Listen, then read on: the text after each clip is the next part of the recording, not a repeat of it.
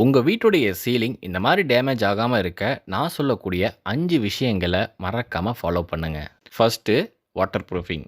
Roof concrete போடும்போதே நம்ம proper water ப்ரூஃபிங்கோட அந்த காங்கிரீட்டை போர் பண்ணணும். வாட்டர் ப்ரூஃபிங்கும் போது நிறைய கம்பெனிஸ் இருக்குது. ஸ்க்ரீனில் தெரிகிற எந்த கம்பெனிஸில் வேணாலும் நீங்கள் வாட்டர் ப்ரூஃபிங் வாங்கிக்கலாம். வாட்டர் ப்ரூஃபிங் ஆட் பண்ணால் மட்டும் போதாது. ரெண்டாவது முக்கியமான விஷயம் காங்கிரீட் மிக்சிங். காங்கிரீட் மிக்ஸ் பண்ணும்போது ப்ராப்பரான மிக்ஸ் ரேஷியோ அப்படி தான் பண்ணணும். மினிமம் M20ங்கிற மிக்ஸ் ரேஷியோவை ஃபாலோ பண்ணிக்கணும். இந்த மாதிரி மிக்ஸ் ரேஷியோ அப்படி பண்ணும்போது காங்கிரீட்டோட ஸ்ட்ரென்த் இன்க்ரீஸ் ஆகும், அதோடைய லைஃப் அதிகரிக்கும். மூணாவது முக்கியமான விஷயம் ரூஃப் கவர்.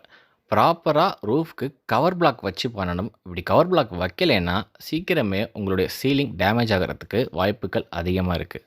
நாலாவது ப்ராப்பர் ரெயின்ஃபோர்ஸ்மெண்ட். நம்ம ப்ராப்பராக ஒரு ஸ்ட்ரக்சரல் டிராயிங் வாங்கி நம்மளோட வீடு கட்டினோம்னா இந்த பிரச்சனைங்கிறதே இருக்காது. எங்கே பிரச்சனை வருதுன்னா நம்மளுடைய எக்ஸ்பீரியன்ஸை வச்சு நம்மளோட ரூஃபுக்கு நம்மளா ராடு கொடுக்கும்போது இந்த மாதிரியான ப்ராப்ளம்ஸ் வரும். ஏன்னா ப்ராப்பர் ரெயின்ஃபோர்ஸ்மெண்ட் இல்லைன்னா அதில் ஸ்ட்ரென்த் இருக்கவே இருக்காது.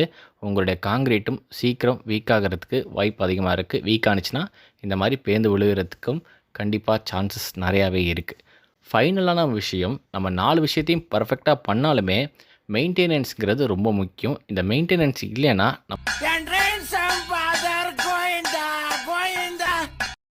நான் சொன்ன இந்த விஷயங்கள் எல்லாம் உங்களுக்கு பிடிச்சிருந்துச்சுன்னா நம்ம சேனலை மறக்காமல் சப்ஸ்கிரைப் அண்ட் ஃபாலோ பண்ணிக்கோங்க. Thank you friends.